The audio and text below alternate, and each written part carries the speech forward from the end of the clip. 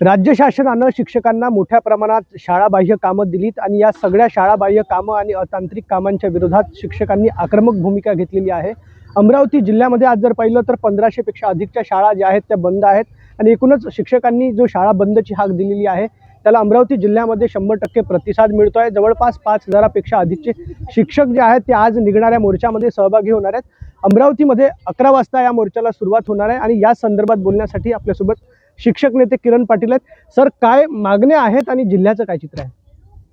जिल्ह्याचं चित्र हे अतिशय समाधानकारक आहे, कारण हा संप जो आयोजित केला किंवा हे जे मागण्या ज्या आम्ही करतोय त्या मध्यवर्ती प्राथमिक शिक्षक संघटना समन्वय समितीच्या माध्यमातून करतोय।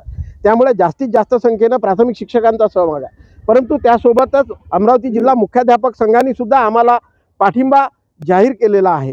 त्यांच्या नोटिसेस आधी पोहोचल्या नसल्या कारणाने ते आज प्रत्यक्ष संपात उतरू शकले नाहीत, परंतु ते सुद्धा आमच्या समवेत आहेत। त्यामुळे टीईटी सक्ती जे लोक म्हणजे आरटीच्या आधी लागलेले आहेत, राईट टू एज्युकेशन हे 2010 पासून सुरू झालं, त्याच्या आधीच्या लोकांना सुद्धा आज आरटी सक्तीची केलेली आहे। जेव्हा आम्ही लागलो तेव्हा निवड मंडळ होती, तेव्हाच्या ज्या परीक्षा होत्या पात्रता परीक्षा त्या आम्ही पास केलेल्या आहेत आणि आज आमच्याकडे इतका मोठा प्रचंड अनुभव आहे। आज आमचे अनेक विद्यार्थी IAS IPS अधिकारी आहेत, अनेक विद्यार्थी डॉक्टर्स आहेत, इंजिनियर्स आहेत।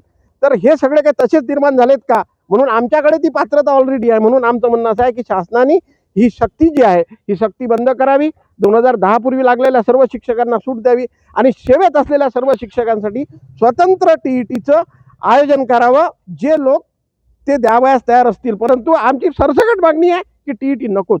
आणि सगळ्यात मोठा आहे अशैक्षणिक कामांचा बोजा, त्यासोबत शैक्षणिक कामं म्हणून सुद्धा ॲप्सचा एक बोजा आमच्यावर पडतो आहे। आम्हाला हजेरी 3 ठिकाणी नोंदवावं लागते। आज तुम्हाला शालेय पोषणाराची हजेरी वेगळी नोंदवावं लागते, आपल्याला त्यांची स्वीप चॅटला एक वेगळी हजेरी नोंदवावं लागते, ऑफलाईन हजेरी वेगळी ठेवावं लागते। MDMचं सुद्धा तसंच आहे। MDMचं एक ऑफलाईन ॲप आहे आणि MDMची आम्हाला स्वतंत्रपणे नोंदी सुद्धा घ्यावं लागतात। म्हणजे एकाच कामामागं 4 वेळा आपल्याला काम करावं लागते आणि त्यामुळं विद्यार्थ्यांचा जो वेळ आहे तो म्हणजे अध्यापनासाठीचा वेळ हा इतरच्या कामांना द्यावा लागतो आहे। आणि संच मान्यता 15 मार्च 2024चा जो शासन निर्णय शासनाने काढलाय त्यामध्ये एकच धोरण आहे की सर्व शाळा ज्या ग्रामीण भागातील जिल्हा परिषद शाळा आहेत त्या बंद झाल्या पाहिजेत। अशाच प्रकारचं धोरण हे शासनानं ठेवलेलं आहे, कारण की 20 पटसंख्येपर्यंत एक शिक्षक बनत आहेत 6वी 7वी आणि 8वीला।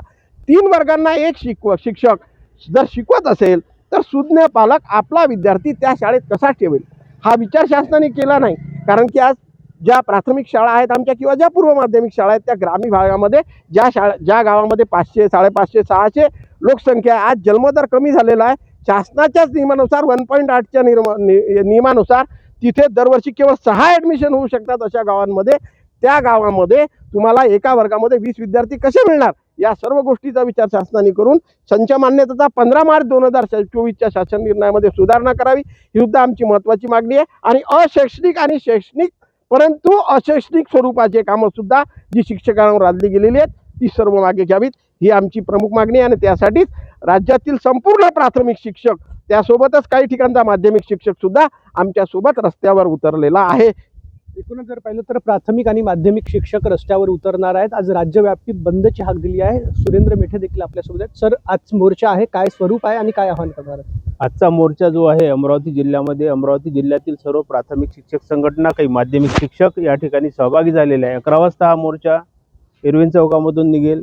मान्य जिल्हाधिकारी आणि मान्य मुख्य कार्यपालन अधिकारी यांना निवेदन दिले। हा मोर्चा यासाठी आहे की शिक्षकांना जी कामं दिलेली आहेत, जी शासन स्वतः निर्णय करतात आणि त्याची अंमलबजावणी शासनच करत नाही आणि त्यामुळे शासनाला दाखवायचं आहे की तुम्ही केलेले शासन निर्णयाची तुम्हीच अंमलबजावणी करत नाही।